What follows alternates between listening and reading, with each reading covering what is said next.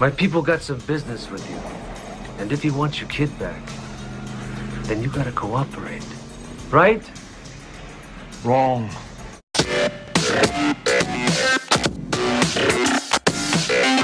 Hey, what's up everybody? Marcus here with your comic book hangover. All my books are read for the week, and here's what I thought. Batman, The Widening Gyre, Issue 2.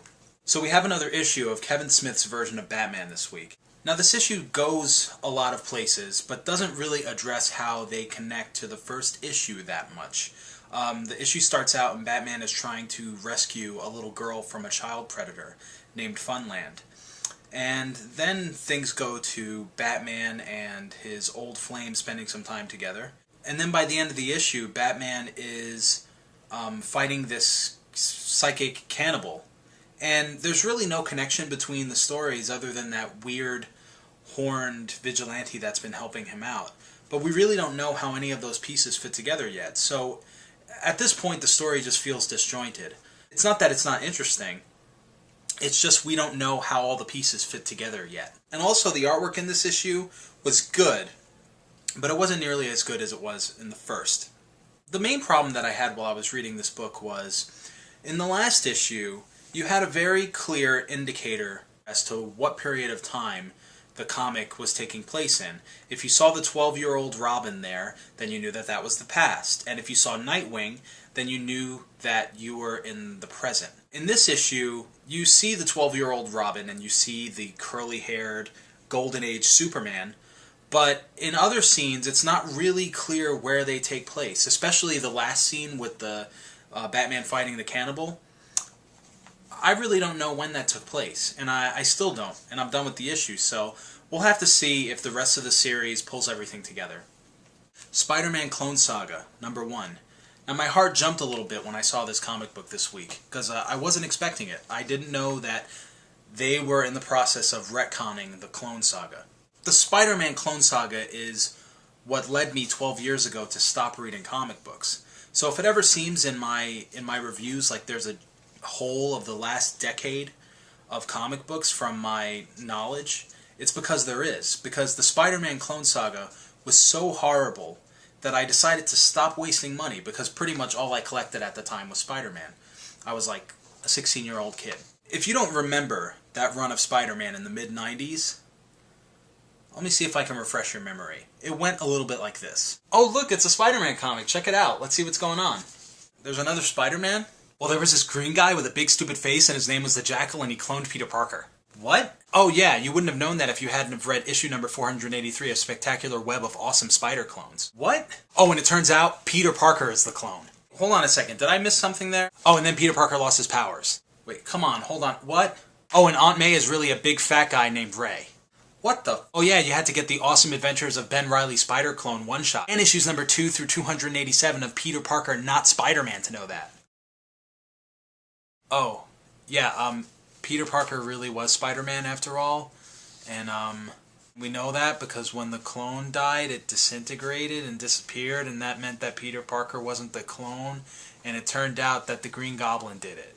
You see, I could have actually gone back and recapped the entire Clone Saga as it was told, but those comics were so pointless, drawn out, and stupid that it would be a waste of my time even now. So now we have a 6-issue series called Spider-Man Clone Saga that's supposed to retell the Clone Saga the way the creators intended for it to be told. The thing that's really telling is that the first page is basically a giant apology for the whole Clone Saga.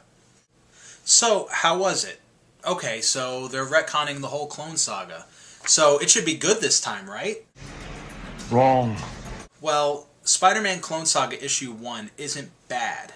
But you really can tell that they're powering their way through 2 years of storyline in 6 issues. It's clear that this series just exists to undo everything that happened in the mid-90s with Spider-Man, and to maybe catch people up a bit, because it seems like they're planning on doing something with the Ben Reilly character maybe again, or someone that's connected to him. I still enjoyed this issue, it just felt a little bit forced. And overall I think that it's a good thing, because most people are like me and we're so confused by the Clone Saga that they still can't figure it out.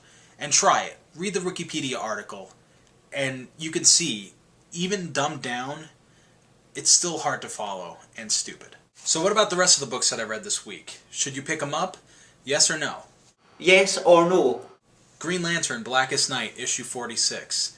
Now, I've said before in my videos that I'm not a Green Lantern reader. As a matter of fact, this is probably the second or third Green Lantern title that I've ever picked up. However, even going in knowing next to nothing about the storyline, I can still manage to see that this is an awesome series. Green Lantern is a great book. Jeff Johns is a great writer.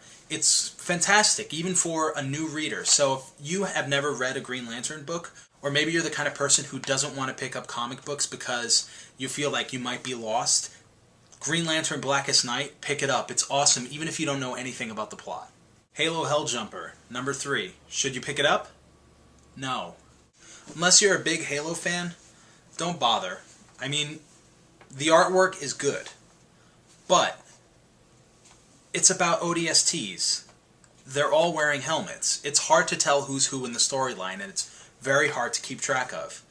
The comic book isn't bad from what I can tell, but it's just nothing special. It's very unremarkable. Gotham City Sirens, number 4. Should you pick it up? Yes, absolutely. What's going on in Gotham City Sirens? Well, everybody knows that Bruce Wayne, Batman, is missing, so Hush, who had plastic surgery done on himself to look exactly like Bruce Wayne, is posing as Bruce Wayne now. It's fantastic.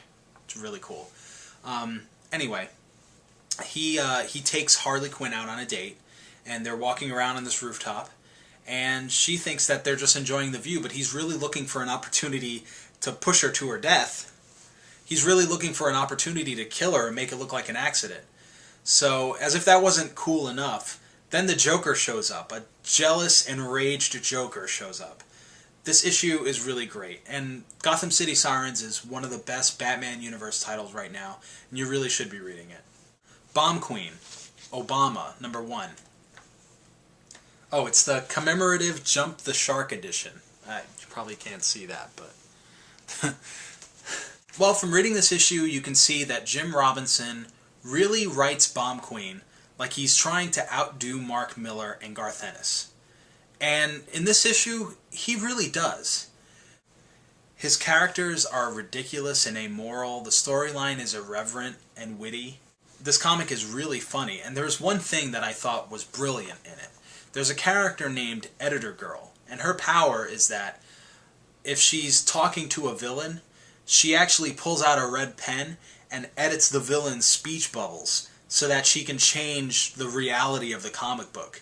It's really brilliant. I've never seen anything like that in a comic book before. The Comic Book Hangover is going to be on another YouTube channel. I've made a YouTube channel called Comic Book Hangover. It's possible that you're watching it on my old channel or on Comic Book Hangover. If you're subscribed on my old channel, make sure that you subscribe on youtube.com/Comic Book Hangover so that you can keep getting new episodes every week. Also, a friend of mine actually did a remix of one of my videos. It's pretty cool. I'll put a link in the sidebar so you can check it out. And that's it for comic books this week.